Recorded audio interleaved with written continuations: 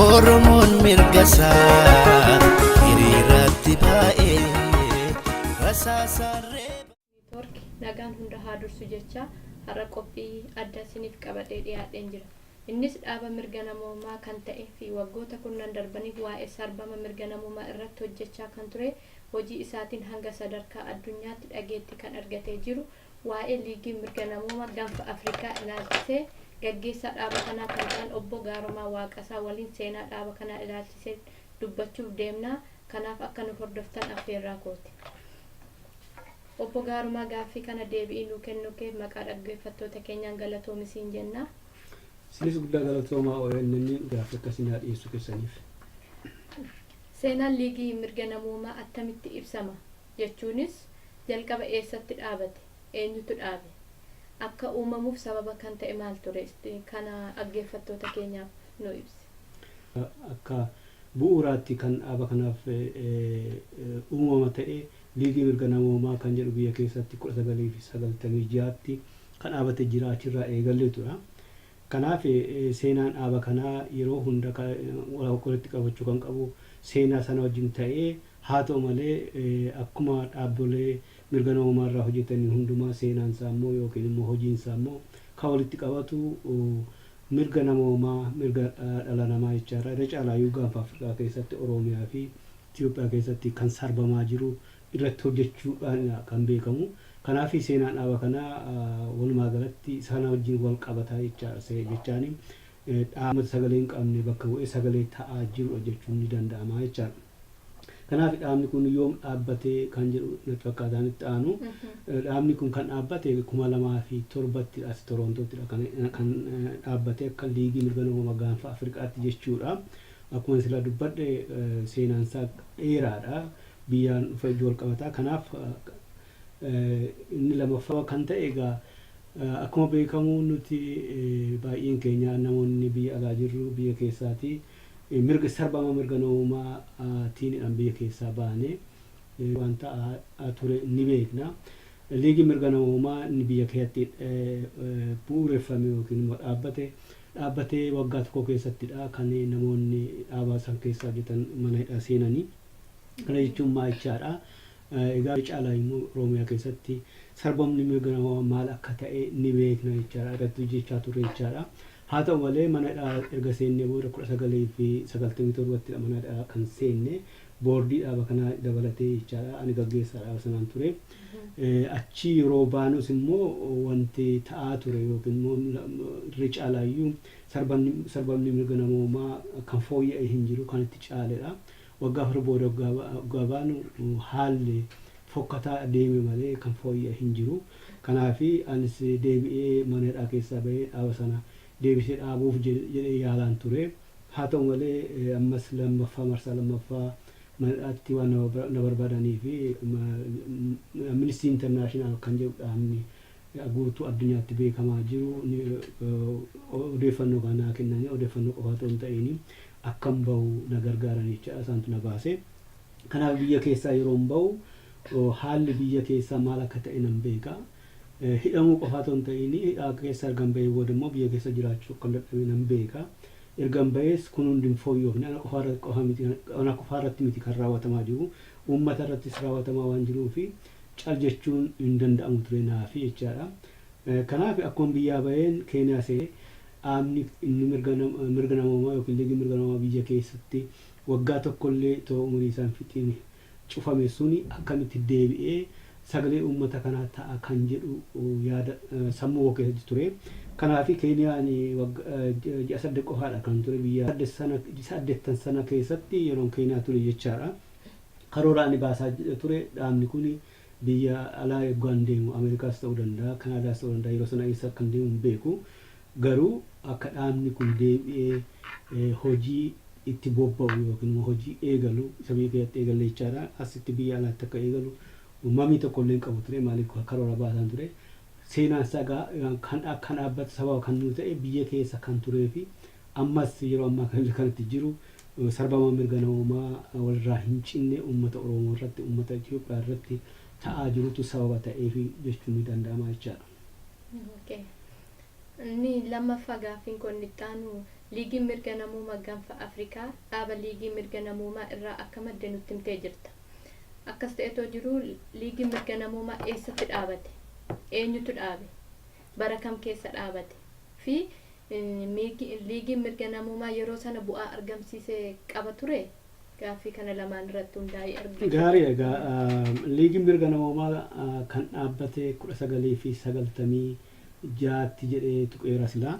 Dhaabni kun kan dhaabbate dhugaa dubbachuuf nuti liigii mirga namummaa kana dura gaazexaa urjii jedhamutu jira kan irraa jechaa turre. Ani yeroo sanatti yeroo dhaabni liigii mirga namummaa kun dhaabbate gaggeessaa urjii ture. Gaggeessaa urjii dhaaba guddaa keessaa damee tokkodha. Dhaabni sun Bowaambi jedhama. Bowaambi jechaan bilisummaa waldaa maxxansaa fi beeksisaa jechuudha. Yeroo sanatti ani gaggeessaa Bowaambiin ture. Achi keessa teenyee garuu kan effektiivili socho'aa ture yookiin immoo hojiirra ture urjiidha, gaazexaa baasuudha. Barruulee tokko tokko baasuu ture. Yeroo gaazexaa baasu sanatti wanta baay'eetu nu qunnamaa ture. Waliin yeroo hunda kan argaa turre irra caalaayyuu Oromiyaa keessaa uummanni yeroo ajjeefamu, yeroo hidhamu, yeroo ukkaamsamee gara eessa buuteensaa dhibamu kana ture yeroo adda addaatti kan nu gahaa jiru. Kana gaazexaa sana irratti waggaa 3 baafnee maaliif dhaabni sun yookiin urjiin hojii kan eegalte 1993ttidha. Sana itoo hojjechaa jirru garuu haalli Oromiyaa keessa jirru irra caalaayyuu maqaa abaaboo deeggartu jedhuutiin uummanni baay'isanii dararamaa turanii irra caalee gaazexaa irratti kan baasuullee dhibaa kan ta'e iddootti namoonni jumlaadhaan ajjeefamanii gatamanii bineensi isaan nyaatu footoo akkasii kanatti suuraa akkasii kanatti nu qaqqabaa ture. Yeroo sanatti dhaabni mirga namummaa fi falmu biyya sana keessaa dhaabni tokko jira kan nuti keessatti hin hirmaanne jechuudha. Fi Amnesty International fi Human Rights Watchtu jira. Isaan faatti ergina turre wanta ta'aa jiru kana. Haa ta'u malee yeroo baay'ee wanta nuti erginu sana hin baahu ture, baay'een argamu ture. Uummataaf hin faca'u ture jechaadha. Maaliif egaa sababa adda addaa qabaachuu danda'a. Isaantu beeka sababa isaanii. Kanarraa kan ta'e ka'ee waan dararumsi waan baay'ateef, himannaa waan baay'ateef, gadadoon biyya sana keessatti waan baay'ateef waajjiruma teenyee ani mataa kootiini yaada akkasii kana dhaaba akkasii dhaabuu qabna kan jedhu yaada hiriyaa koo tokkottan dhiyeessee warra wajjin hojjennu keessaa jecha wajjin hojjedhutu ture. Isatti yaada kana dhiyeessee maaliif waa'ee mirga namummaa kun cimaa jira, gaazexaa irrattis yeroo baay'ee baasaa jirra, sunis quubsaa miti, kanaaf dhaaba mataa keenya dhaabbachuu qabna kan jedhu yaada yeroo dhiyeessu namni maqaa isaallee dha'uun barbaachisaa natti fakkaatu.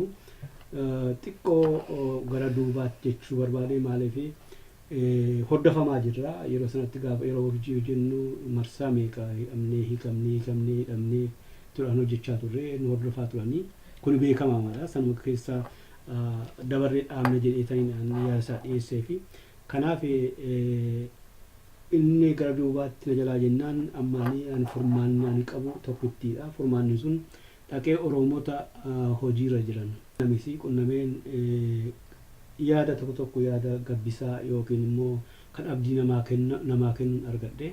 Achiin booda dhaabni kun dhaabbatee jechaadha. Erga dhaabbatee booda nuti oofishaalii mootummaatti beeksisnee hojii jalqabnee booda akkuma carraa ta'ee dhaabni kun dhaabachuu isaatti namoota baay'eetu gammadanii, Oromoota baay'eetu itti galmaa'ee. Dhaabboleen adda addaas irra caalaayyuu international community warri jedhaman ambaasaadoroonni adda addaa biyyoota adda addaa Ameerikaa dabalatee jechaadha. Waa'ee dhaaba kanaa baruuf baay'ee tattaafachaa turanii biiroo sanattis nu waamuu, biiroo barnee sanatti yookiin waajjira barnee sanattis immoo dhufanii ibsa nurraatii walitti qabachaa turanii jechaadha. Kana qofaan otoo hin ta'in Amnesty International fi Human Rights Watchiin akkasumas immoo International Lawyers Group kan jedhamu jiru dhaabbileen adda addaa dhufanii dhaaba kana qunnamanii waajjira sana keessatti jechaadha. Dhaabni sun ji'a keessatti beekumsa guddaa argate jechaadha yeroo sanatti. Liigiin mirga namummaa ni jedhamu kun jechaadha.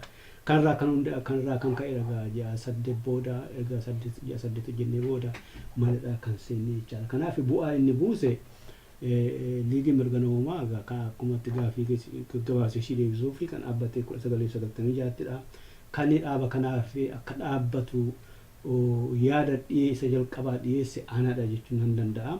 Isa booda garuu namoota wajjin haasofnee gara namoota 9 ji'a fi erga irratti dhoksaadhaan mari'annee booda ji'a 6 booda dhaabni kun kan ifa bahee maaliif dhaabuun biyya sana keessatti yeroo sanatti salphaa hin turre.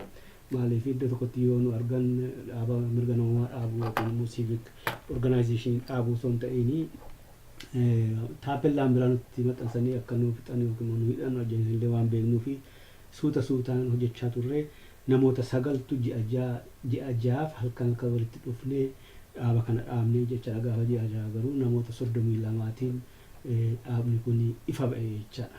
Foundation members warra jedhaman yookiin bu'uureessitoota namoonni jedhan namoota 32dha.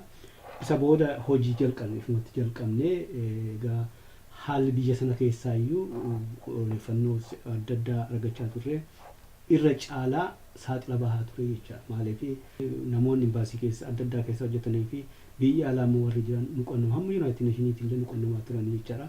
Kana waan beekuuf mootummaan biiroo sana cufee anaanis biiroo sana keessaa qabeenya hidhee jechaadha. Isa kanaaf akkaataa liigii mirga namoomaa kan hojjechaa ture baay'ee illee kan bu'aa buuse jechuu yoo baanne bu'uura buuse jedhamuu nan danda'a jechaadha. Ammoo gara liigii mirga namummaa gaafa Afrikaatti yeroon si deebisu liigiin mirga namummaa gaafa Afrikaa kaayyoon isaa maal ture? Hangam kaayyoon isaa bakka gahee jira? Hojii irratti rakkinni isa mudate inni guddaan maalidha? Rakkina kanas furuuf tarkaanfii fudhatamaa jira? Liigii mirga namummaa gaafa Afrikaa kaayyoon isaa maali inni jedhu kaayyoo isa duraati jechaadha. Liigii mirga namummaa kaayyoo inni qabu ture inni biyyatti dhaabbatee jira. Inni guddaan uummata waa'ee mirga isaanii hubachiisuudha. Kuni dhaabni kamiyyuu dhaabni mirga namoomaa kan dhaabbatu dhaabni tokko mirga namoomaa namaa dhaabuu nama eeguu hin danda'u, nama tiksuu hin danda'u, abbaa tikfata. Garuu yeroo baay'ee waa'ee mirga namoomaa barsiisuun kan kennamu akkuma guutuu addunyaatti mootummaafidha. Mootummaan dirqamni isaa inni guddaan uummata isaa mirga barsiisuudha. Mirga uummata isaa eeguudha. Barsiisaa inni eegaa kun seeruma addunyaa keessa kan jirudha. Karratti walii galanii waliin hojjetanii international law'tu jira. International human rights law kan jedhamutu jira. Mootummoonni garuu akka carraa ta'ee mootummoonni baay'een isaanii uummata isaanii mirga barsiisuu hin barbaadanii, mirga isaanii eegsisuu hin barbaadanii. Maaliif yoo mirga isaanii barsiisanii mirgi isaanii yoo sarbame waan caljalaa hin jennee fi waan itti gaafatamanii fi namoota isaanii yookiin immoo uummata isaanii mirga hin barsiisanii mirga isaanii hin eeganii jechaadha. Kanaaf kaayyoon keenya inni guddaan kana vaakuumii alate sana yookiin immoo bakka isaanii dhiisanii irra utaalan sana yookiin mootummoonni dhiisanii irra utaalan sana guutuu ture jechaadha. Uummata mirga isaa beeksisuu, mirgi isaa maal akka ta'e, dirqamni isaa maal akka ta'e biyya tokko keessatti akka nama tokkootti akka uummataatti nam tokko mirga isaa beekuu qaba. Mirga isaa erga beekee immoo mirga isaa kabachiifachuu qaba ofiisaa jechaadha. Inni tokkoffaadha. Inni lammaffaan yoo uummanni kun mirgi isaa caba ta'e barsiisaa illee too jirru yoo caba ta'e odeeffannoo walitti qabnee walitti qindeessinee mootummaa sanaaf rakkina uumame isatti ibsuudha. Deebifnee isaa ibsina mirga akkasii cabaa jira, seerri akkas jedha, garuu mirga uummataa akkasitti sarbamaa jira jennee beeksisuudha jechaadha. Sanarra yoo darbe itti aanu sanuma wal qabatee lammaffaa jalatti yoo mootummaan sun jalaa qabuu dide yookiin immoo sirreeffamuu kan qabus immoo sirreeffachuu yoo dide walitti qabnee walitti kuufnee walitti qindeessinee biyya lafaaf irratti facaasuudha jechaadha. Community adda addaa fi biyya addunyaa irratti biyya kana keessa mootummaan kun mirga kana cabsaa jira jennee qabatamaan facaasuudha jechaadha. Kun akka lammaffaatidha. Inni sadaffaan qo'annoo adeemsisuudha. Qo'annoo jechaan research jechaadha. Mirga namoomaa irratti biyya Itoophiyaa keessatti haa ta'u egaa biyya nuti haguugnu irratti Horn of Afrikaa jennee irraa yeroo ammaa kana haa ta'u malee Itoophiyaa irrattidha yeroo baay'ee hojjennu bal'inaan Itoophiyaa irraa keessaa immoo Oromiyaa irrattidha. Mirga biyya naannoo sanatti cabaa jiru odeeffannoo qabatamaa ta'e walitti kuufne research jechaadha. bal'isnee uummata biyya lafaaf beeksisuudha. Inni arfaffaaf inni guddaan immoo mootummootaan loobii gochuudha jechuun mootummoota wajjin mari'annee wanta ta'aa jiru beeksisuu qofaa yoo ta'in mootummaa Itoophiyaa yoo ta'e amma akka fakkeenyaatti yoo fudhannee mootummaa Itoophiyaa mirga namaa sarbaa jira, nama jeesaa jiru, mootummaa nama jeesaa jira karaa ejentii isaa adda addaa jechaadha, karaa loltoota karaa maaliisaa mootummaa sana waliin mari'annee akka dhaabsisuu danda'u. Maaliif akka kana ta'e? Loobii jechuun maal jechaadha? Dippiloomaasii jechuudha. Dippiloomaasii jechuudha. Dippiloomaasii biyyoota addunyaa wajjiniin, biyyoota dhageettii qaba wajjiniin mootummaan Itoophiyaa, mootummaan Keeniyaa, mootummaan eenyu kana gochaa jira uummata isaa irratti jennee isa wajjin waliigallee akka dhiibbaa irratti godhamu gochuudha jechuudha. Kaayyoon kun kanadha. Kaayyoon sadan arfan kun warra calqabaati. Gara torbaatiin qabnu isaan kanarratti yeroo ammaa kana hojjechaa jirru jechaadha. Isa booda mul'achaa jiru tarkaanfii baay'ee fudhachaa jirra. Kaayyoo keenya irratti hundoofnee yookiin immoo karoora baafneetu hojii hojjechaa jirra jechaadha. Fakkeenyaaf kaayyoo isa tokkoffaa irratti namoota barsiisuu mirga isaa inni jedhu egaa nuti fagoo jirra biyyarraa, biyya gaanfa Afrikaarraa fagoo jirra. Fagoo yoo jiraanne illee karaa adda addaa uummanni akka mirga isaa hubatu gochuuf yaalaa jirra, yaalleerras jechaadha. Onlaayinii namoota barsiisoo irratti weebsaayitii qabna, kana namoota ibseera, namoonni hordofanis akka jiran nan hubadha. Namoota mirga isaanii barsiisanii mirga isaaniif akka dhaabbatan isaan. Kunis tokkoffaadha kan hojjechaa jirra, hojiirra oolaa jira. Hamma barbaannu garuu hojiirra ooleera jennee dubbachuu hin dandeenyu jecha sababa adda addaa waan qabuuf. Inni lammaffaan odeeffannoo walitti qabu, odeeffannoo walitti qabnee facaasuu inni jedhu sirriimatti hojjechaa jira jecha. Odeeffannoo dhugaa qabatamaa kan ta'e odeeffannoo walitti qabnee seecaanee deebifnee mootummaa sanaaf erginee mootummaa sanaaf immoo irraa immoo yoo deebii dhabne biyya lafaarra facaasu jechaadha. Qunnamtii adda addaatu jira, United Nations dabalatee jechaadha, EU dabalatee jechaan mootummoota Awurooppaa wal ta'anii dabalatee jechaadha. Isaaniif beeksisuu jechaadha, isaanitti beeksisuu waan ta'aa jiru jechuudha. Sanarratti dhuguma guutummaatti illee yoo ta'u baate successfully taaneera jennee amanna jechaan immoo bakka gaarii irra jirra jennee amanuu dandeenya jechaadha. Kanaaf kuni wannoodha. Kana gochuusus immoo akka fakkeenyaatti akka successfully akka taane kan mirkaneessu keessaa tokko mootummaan waldaan mootummoota wal ta'anii United Nations jechaadha 2011tti dhaaba kanaa fi beekumsa laateera jechaadha. Akka miseensummaatti fudhateera jechaadha. Kan jechaan consultative status, special consultative status qaba dhaabni kun United Nations irra. Kan jechaan jechaadha. Kan hojjetaa jirru yookiin kan hojjetaa turre sirrii ta'uu isaa itti amananii dhaabni kun United Nations wajjin akka miseensaatti akka galmaa godhan jechaadha. Inni immoo maal kenna dhaaba kanaaf kan jedhu yoo jiraate yookiin immoo achi gaafii keessa jiran natti fakkaata. Consultative status qabaachuu yookiin immoo miseensa United Nations ta'uu jechuun maal jechaadha. Keessatti dhaaba sana keessa seennee waan adda addaa dhiyeessuu dandeenya jechaadha. Dhorkaa tokko malee namoota affeerree namoota waa'ee mirga namaa irratti hojjetaa jiran hojjechaas jiranii fi kan hojjechuus barbaadan walgahii adda addaa irratti hirmaatanii akka isaan bakka dhaaba kanaa bu'anii Human Rights League of the Horn of Africa jechaadha. Bakka dhaaba kanaa bu'anii waraqaa dhiyeessuu dandeenya jechaadha. Kuni jechaan maal jechaadha. Walgahiilee waggaa adda addaatu jira. Walgahiilee adda addaa yeroo yerootti kan jiru jira. Waa'ee mirga namaa ilaalchisee, waa'ee misoomaa ilaalchisee, waa'ee adda addaa ilaalchisee jechaadha. Isarratti daangaa malee hirmaachuu dandeenya jechaadha. Kanaaf kanatti dhimma bahaa jirra. Dhimma baaneerras immoo liigiin mirga namaa gaanfa Afrikaa kanatti dhimma bahee irra caalaa 2011tti asitti waa'ee mirga sarbuu uummata Oromoo irra gahaa jiru. Irra caalaa Itoophiyaa keessa ta'aa jiru biyyoota addunyaatti irra caalaa Human Rights Council kan jedhu Human Rights Council kan jedhu dhaabatu jira. Subsidiary bodies jedhu isaanii isaan jala isaan miseensa keenya isaanii waan taaneef yookiin isaan irratti yaadnee waan ibsachuu dandeenyuu fi waan ta'aa jiru yeroo yerootti isaaniif gabaasnee yeroo ammaa kana biyyoonni 47 miseensa UN Human Rights Council'ti guutummaatti waan Itoophiyaa keessa ta'aa jiru. Guutummaatti waa'ee Oromiyaa keessatti raawwatamaa jiru. Waa'ee mirga namummaa ilaalchisee jechaadha. Odeeffannoo guutummaatti osoo hin ta'in qabatamaan waan ta'aa jiru beekuu jechaadha yeroo ammaa. Akka kanaafis immoo ragaan yeroo baay'ee nu qunnamu komishineeronni UN Human Rights Council illee marsaa lama Itoophiyaas dhaqee ilaaleera. As dhiyeenya kanas waggaa lama ilaaluu danda'eera. Odeeffannoo nuti biiroo isaanii wajjin biiroo High Commissionerii wajjin walitti dhufeenya guddaa qabna jechaadha. Bilbilaanii fi xalaaraan adda addaati jechaadha. Kanaaf kun bu'aa isa guddaadha. Rakkina maal sin qunnamne jedhu gaafiin jedhu rakkinni guddaatu jira. Rakkinni liigii mirga namummaa gaanfa Afrikaa hamma ammaatti hojii guguddaa kana yookiin immoo bu'aa qaban kana haa raawwatu malee namoota humna xiqqoodhaan qabeenya xiqqootiin hojjetaa jiru jechaadha. Namoonni dhaaba kanarratti yookaan waliin hojjetaa jiran namoota murtaa'anidha. Namoonni murtaa'an kun immoo yeroo isaanii dhimma itti bahanii jechaadha. Yeroo gootummaatti illee yoo ta'u baate dhaaba kana bakka amma jiruutiin gahanii jechaadha.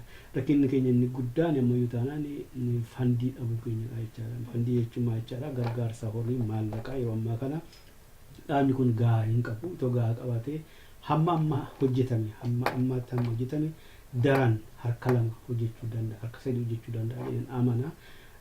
Kanaaf rakkinni keenya inni guddaan rakkina sana furuuf immoo yeroo adda addaatti yaalaa turre yeroo itti milkoofnes qabna hanga tokko garuu guutummaatti furmaata argachuu hin dandeenye uummaticha gara fuulduraatti illee kun kan itti fufuu fi ammas immoo hojii keenya gara duubaatti kan qabu keessaa inni guddaan kanadha jechuudha. Yeroo ammaa kana liigii mirga namummaa namoonni hojjetan beekumsa gaarii qabu, muuxannoo gaarii qabu, waan hojjetan beeku, bu'aan buusames immoo laayyoo miti. Ito garuu itoo guutummaatti fandii argame riseerchiin hojjetamee kana caalaa bu'aa akka fidan maamii tokko hin qabu. Kana irratti yaadnu ta'a. Namoonni kana dhaggeeffatanis immoo kan irratti yaaduu akka qaban nan isaan as feera gamanumaa maaliifi hojiin kun hojii koo qofaa miti, hojii namoota murtaa'anii waliin hojjennu qofaa miti, hojiin kun hojii uummataati. Uummatni immoo keessatti hirmaatuu qabu. Namoonni kan ga'umsa jala jiran hanga tokkodha. Uummata biyya keessa jiran irra caalaayyuu biyya alaa keessa Oromoonni jiraatan, namoonni Itoophiyaa jiraatan asii achi ilaaluu irraa furmaata akka inni fidaa jiru yookiin immoo furmaata bu'aa guddaa akka inni fidaa jiru ni beeku, ni argu. Qaamni kun waan hojjechaa jiru. Namni jalaa agarree jiranatti hin fakkaatu. Weebsaayitii keenya ilaaluu danda'u, feesbuuk irra jira. Yeroo adda addaatti Yuunaayitid Neeshinii dhaqnee warra dhiyeessina. Kana hin argu.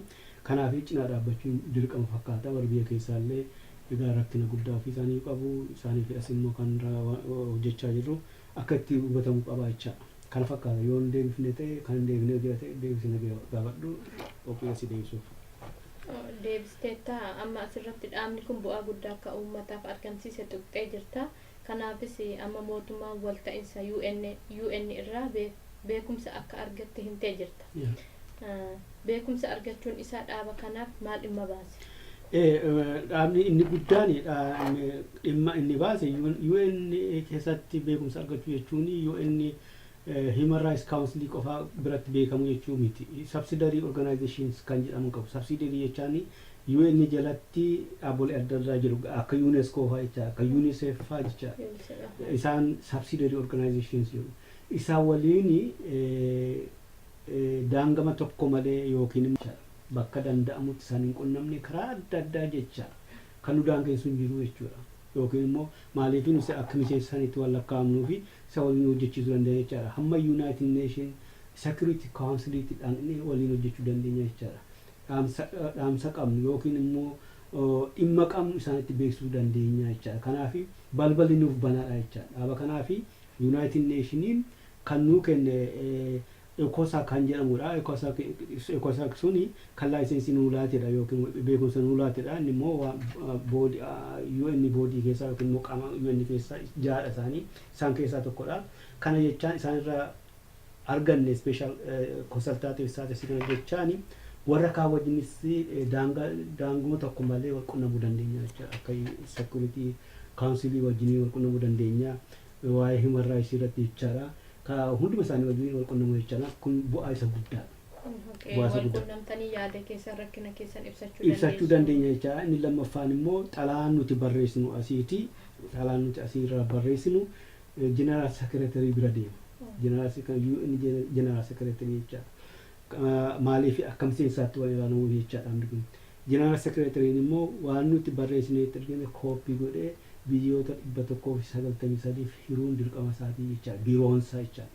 Biiroon Jeneraal Sekireetarii 93 jira amma miseensonni UN akka biyyaatti jechaadha. 193 jira har'a.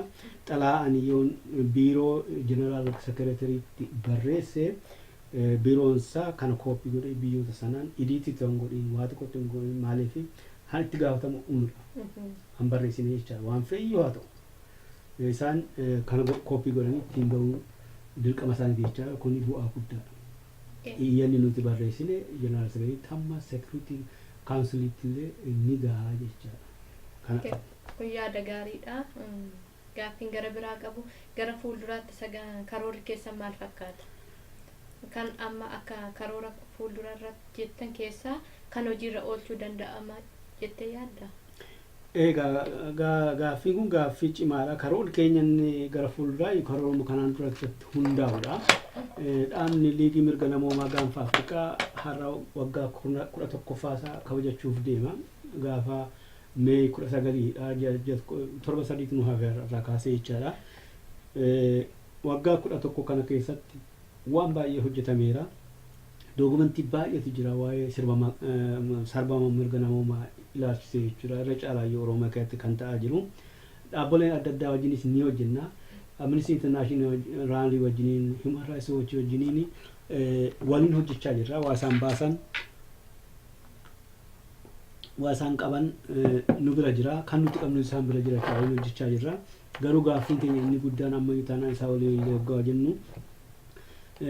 Haalli biyya Itoophiyaa keessa jiru irra caalaayyuu Oromiyaa keessa jiru waa'ee mirga namoomaa yeroo irraa yerootti fooyya'uu otoo hin ta'iin irra hammaachaa deema.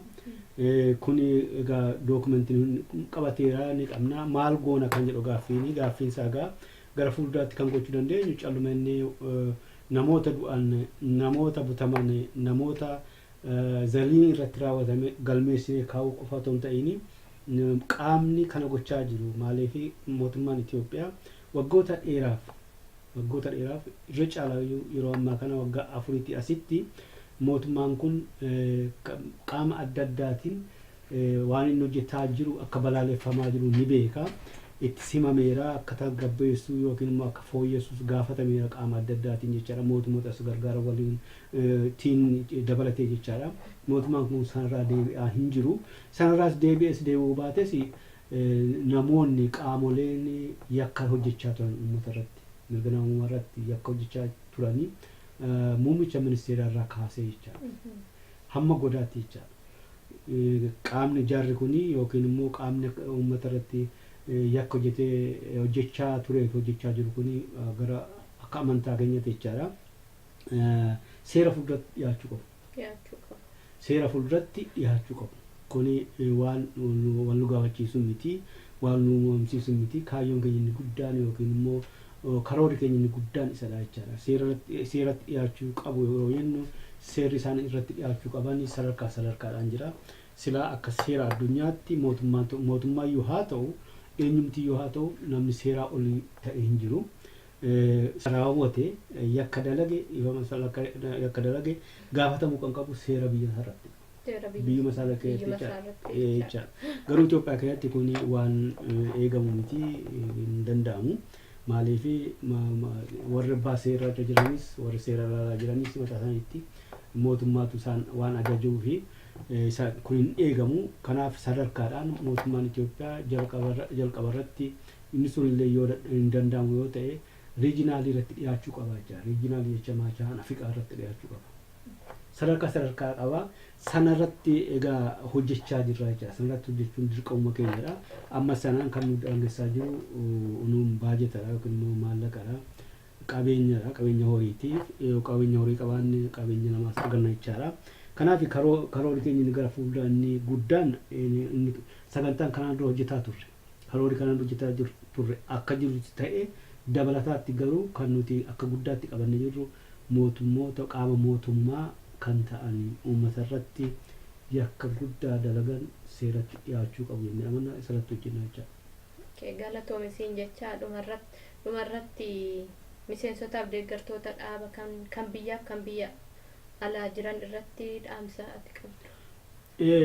Miseensi dhaabni kun miseensa qaba dhugaa dubbachuu fi miseensonni keenya bakka jiranitti yoollee yeroo baay'ee isaan faana buunee jechuu qaban itti mul'annullee akka miseensa keenyaatti nuti kan lakkoofnu irra caalaa namoonni waggaa waggaatti dhaaba kana gargaaran jiru ji'a ji'atti isaan gargaaran jiru hundi isaanii akka miseensaatti jenna irra caalaa immoo akka dabalataatti jechaadha deeggartoota qabna deeggartoota baay'ee qabna gaafa fundraising ta'u yookiin horii walitti maallaqa walitti qabna namoonni baay'ee dhufanii nu tumsantu jiru bakka adda addaatti jechaadha isaaniif ani ergaan kan qabu isaaniif jechaadha particularly isaaniif kanan qabu maa inni hojii nuti hojjetaa jirru ni hubatu waggaa waggaatti isaan waamnee walgahii irrattis horii walitti qabu isaa ta'u kan isaan waliin haasofne akka bakkaan gahaa jiru ni beeku miseensonnis immoo ji'a ji'atti isaa ta'u waggaa waggaatti horii isaanii dhaaba kanaaf gumaachanii horiin isaanii bu'aa akka fide ni hubatu kuni waan dhokataa miti waan waliin hundi isaanii beekanidha jedheen amana kanaafi akka ciminaan amma nuti karoora guddaa qabachaa jirra qabannee jirra sana immoo karoora sun immoo duubaatti kan deemu miti yeroo gaafachuu ni mala ammas taanaanii karoora sana hojiirra oolchuuf ciminaan yoo hojjenne yeroo dhiyootti hojiirra oola yookiin immoo akka sagantaa keenya baafannetti hojiirra oola jenneetu amanna yoommoo miseensonnii fi deeggartoonni gara duubaatti jiru ta'anii yookiin immoo laaffisu ta'anii hojii karoorri sun akkasumatti rarra'ee tafaa jechaadha lafarraa harkifata jechaadha kanaaf karoora baafanne bakkaan ga'uuf kanaan dura kan baafanne akka bakkaan geenye ni beeku isa ammaa qabannee jiru kanas amma raasaa ture kanas waa'ee seeraa jechaadha akka bakkaan geenye amananii dhaaba kana ciraa daran atattamaan bal'inaan akka dhaabbatan barbaada jechaa kun ergaa kooti kana qofaa otoo hin ta'in immoo deeggartoonni baay'ee jiru deeggartoonni isaanis akka kana ta'anii deeggartoota qofaa otoo hin ta'in immoo dhaaba kanarraa dhaabni kun yoo waa tokko hojjetu hojii inni baasu akka maxxansaattis haa ta'u akka maaliitis haa ta'u namoota gara kumaatamadhaan ga'aa jiru kumaatama namoota lammii Itoophiyaas dabalatee namoota lammii alaa adda addaa biyya adda addaa dabalatee jechaadha isaanis karaa adda addaa akka gargaarsa odeeffannoo argatan sanarratti hundaa'anii dhaaba kana cinaa akka dhaabbatan ergaa koo dabarfachuun barbaada irra caalaayyuu namoonni afaan kanaan afaan ittiin dubbachaa jiru kana haasaa jiru kana hubattan yooma beektan jechaan Oromoo jechaadha irra caalaa nuti unuun ilaallata haalli kun unuun ilaallata rakkinni Oromiyaa keessa jiru kanaaf rakkinni sun immoo hiikamuu kan danda'u yoo nuti irratti hojjenne qofaadha diinni rakkina uumaa jiru yoomiyyuu gara duubaatti hin deebi'u nutu dura dhaabbatee furmaata akka argatu gochuu qabna kanaaf karoora nuti qabanne amma ibsaa jiru kana irra caalaayyuu yakkamtoota seeratti dhiyeessu kan jedhu unuuf gaaffii guddaa karoora guddaa waan ta'eef eenyumaafiyyuu guddaa akka ta'e nan amana akka namni kana dhaga'u namoonni dhagaan akka kana isaanitti dhaga'amu nan abdadha kanaaf dhaaba kana bal'inaan akka gargaaranii cinaa dhaabbatanii bakka ga'uu barbaannu akka geenyu waliin jecha kana dhaamaaf jechaadha kana dhaamsi kun guddaan. Okay, gaaffii gaafanneef fi deebii nuu laachuu keef baay'ee galatoomii jecha dhaggeeffattoota keenyaa qophii har'a qabadhee dhiyaadhe kanarratti hundaa turtii gaarii. Isinis guddaa galatoomaa kanis isinis dhuftanii gaaffii akkasii dhiyeessuu keessaniif kabaja guddaan isinii qaba.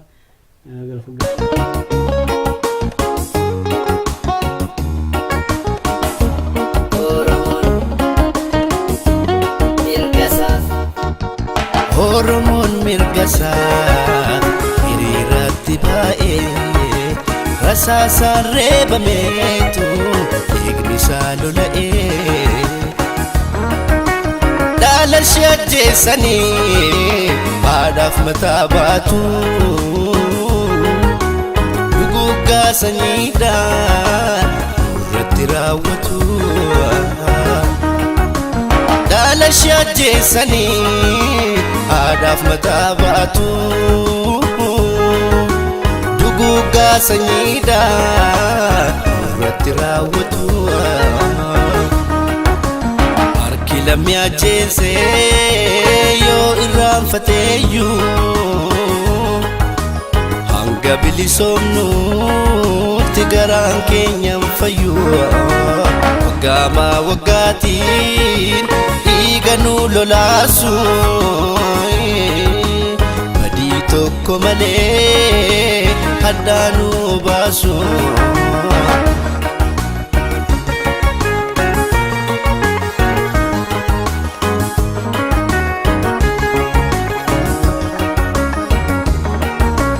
bani galmee dhugaa buqqaa laphee jalaa kaayyoo dhugaa baatee isa bu'e boolla haqa isaa dhorkamee diinaan conkolaa'ee maaf dhiifnaa gumaasaa isa dhugaaf du'e isa sabaaf kaatu marrumaan gubatu qalbiin karaa cabee iji dhiiga baatu isa luugamamee dhugaa utuu baatu gaaffii mirgaa qofaaf karra isaas ni nyaatu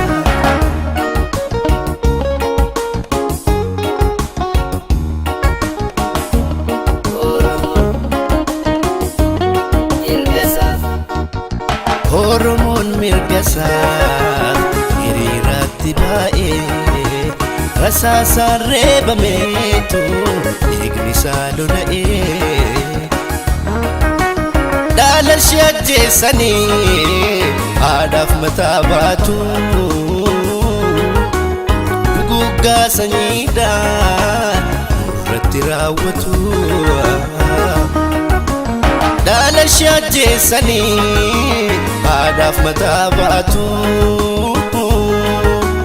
duguggaa sanyiidhaan irratti raawwatu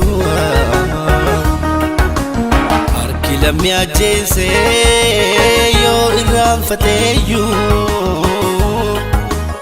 hanga bilisoomnuutti garaan keenyan fayyuu waggaama waggaatiin dhiiga nu lolaasu badii tokko malee haddaa nu baasu